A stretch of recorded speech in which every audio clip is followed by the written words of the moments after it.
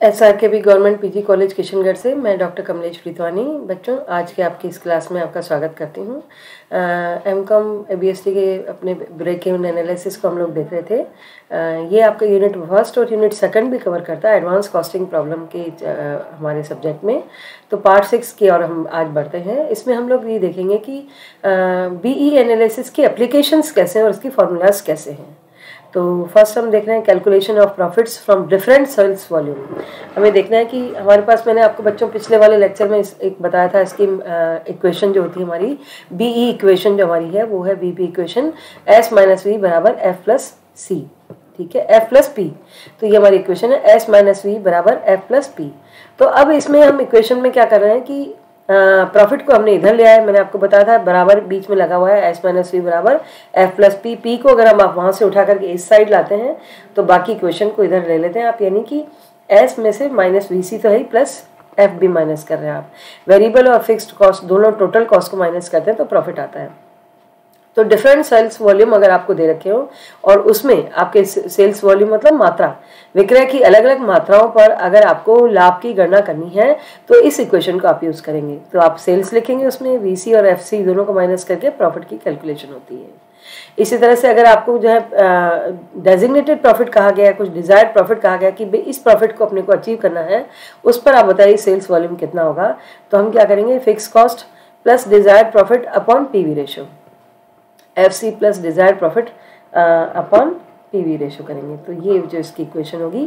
इसी तरह से फिर जो है कैलकुलेशन ऑफ, मतलब यहाँ पर हमने क्या किया कि सेल्स वॉल्यूम हमें चाहिए था, मात्रा कितनी हमें चाहिए जो कि हमारा प्रॉफिट डिजायर्ड है। तो fix cost plus desired profit upon PV ratio, नहीं PV रेशो आपको बताइए S minus V upon S होता है तो PV रेशो होता है। तो इस तरह से इसको कैलकुलेट करेंगे। तीसरा है calculation of selling price per unit for a particular BEP। Contribution per unit बराबर फिक्स कॉस्ट अपॉन BEP इन यूनिट्स। तो हम ये कैलकुलेशन ऑफ सेलिंग प्राइस जो है वो किस तरह से निकाल सकते हैं। अगर हमें BEP पॉइंट दे रखा है उस पर सेलिंग प्राइस की गणना करनी, तो कंट्रीब्यूशन पर यूनिट का मतलब C बराबर होता है S माइनस V। तो इसको कैलकुलेट करने के लिए आप निकाल रहे हैं fix cost upon BEP points in units. देखिए बच्चों, इसमें हमने प्रॉफिट को बाहर कर दिया है। हमारे पास में क्या है, S माइनस V इधर आपने रखा और इधर आपके कंट्रीब्यूशन आ गया और इसके इक्वलेंट है आपका fix cost upon BEP point in units. तो BEP पॉइंट को आपने यहाँ पे इसमें नीचे ले लिया। तो ये इस तरह से आपका जो है कंट्रीब्यूशन पर यूनिट आ जाएगा। कंट्रीब्यूशन मार्जिन अगर आपको निकालने को कहा जाए तो सेल्स में से वेरिएबल कॉस्ट माइनस करें तो ये आपका कंट्रीब्यूशन मार्जिन आता है। कंट्रीब्यूशन मार्जिन रेशो अगर कहा जाता है that is PV ratio.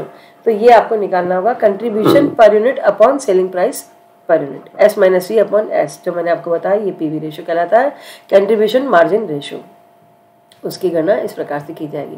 Contribution of sales volume required to meet proposed expenditure. अगर आपसे कहा जाए कि आप जो है सेल्स वॉल्यूम की कैलकुलेशन करिए जो कि खर्चों को पूरा करने के लिए जरूरी है, तो हम निकालेंगे additional sales volume in units बराबर proposed expenditure upon contribution per unit.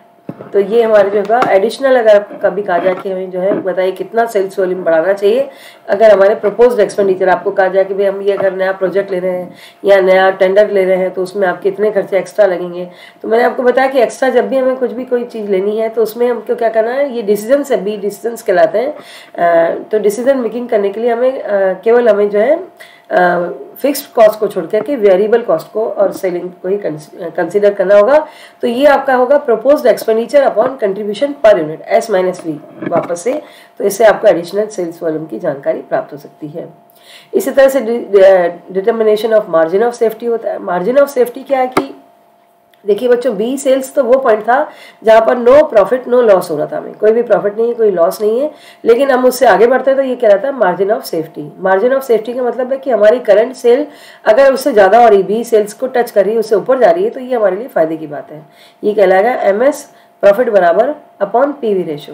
तो ये जो है ये इस तरह से भी निकाला जा सकता है, या करंट सेल में से B सेल्स माइनस करते तो मार्जिन ऑफ सेफ्टी आपके पास कैलकुलेट किया जाता है। सेल्स माइनस B सेल्स और अपॉन सेल्स इंटू 100, ये इस तरह से कैलकुलेट किया जाएगा। मार्जिन ऑफ सेफ्टी जितना ज़्यादा होगा उतना आपका बिजनेस अच्छी कंडीशन में रन कर रहा है। B से आपको ऊपर जाना है क्योंकि B पर बिजनेस नहीं चलता, बी पॉइंट पे, बी पॉइंट है मतलब जहाँ पर, लेकिन उससे नीचे भी नहीं जाना, नहीं तो लॉस में जाएंगे आप। B point is no loss no law profit. लेकिन बिजनेस का पर्पस क्या है बच्चों, हम किस लिए बिजनेस चला रहे हैं, प्रॉफिट कमाने के लिए, तो इसलिए बिजनेस में प्रॉफिट होना चाहिए। इसी तरह से calculation of sales volume required to offset price reduction. कभी कभी मान लीजिए प्राइस रिडक्शन हो रहा है तो हमें कोई नया सेल्स वॉल्यूम निकालना तो भी कैलकुलेट किया जा सकता है।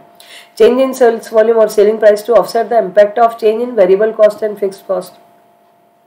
When there is change in fixed cost, when there is change in variable cost, तो हम उसको जो है कैलकुलेट कर सकते हैं। Measuring the effect of changes in profit factors.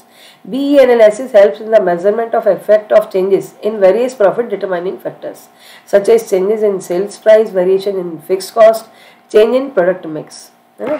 तो ये जो है इसमें भी हम इसको कैलकुलेट कर सकते हैं। Measuring the effect of changes in profit factor, ये हमें इसमें हेल्प करता है कि प्रॉफिट में हमारा जो डिटरमाइनिंग फैक्टर है कि सेल प्राइस में क्या चेंज हो रहा है, या फिक्स कॉस्ट में क्या चेंज हो रहा है, या प्रोडक्शन मिक्स में क्या चेंज हो रहा है, तो उसमें भी हमें ये बी जो एनालिसिस है ये हेल्प करता है।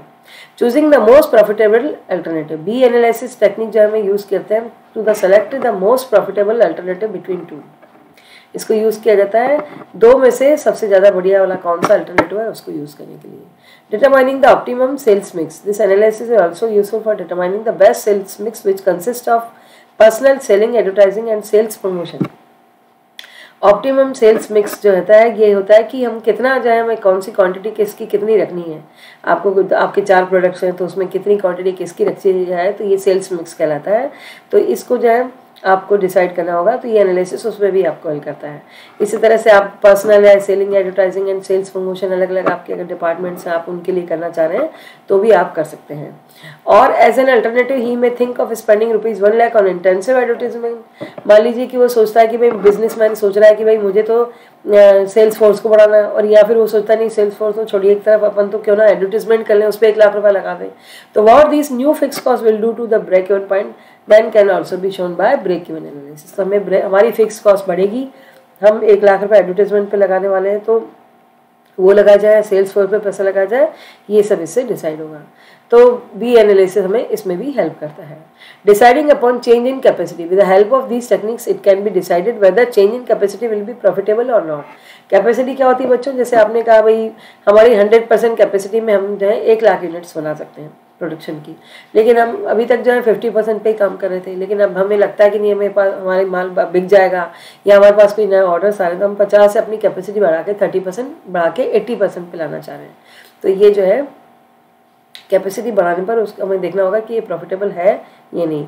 दस प्रॉफिट पोटेंशियलिटी ऑफ एडिशन और expansion can be ascertained by with B analysis techniques. मतलब हमें ये देखना होगा कि हमारे बिजनेस का एक्सपांशन किया जाए या हमारे बिजनेस को एडिशंस किए जाए तो उसकी प्रॉफिट पोटेंशियलिटी क्या होगी, उसमें लाभ होगा या नहीं होगा।